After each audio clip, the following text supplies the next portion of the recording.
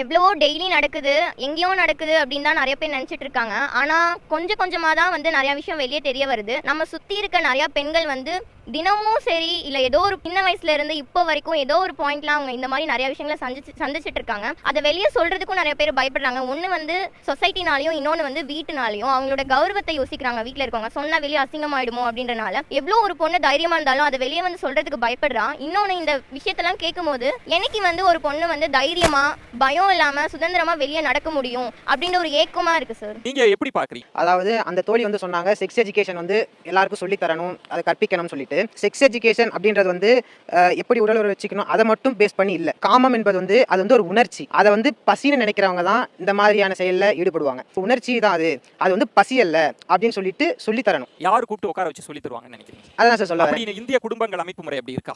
அப்படி ஒரு உரையாடல் நடக்குதா என்ன? அப்படி ஒரு உரையாடல் நம்ம இந்திய அமைப்பில் நடக்கிறது இல்லை சார்.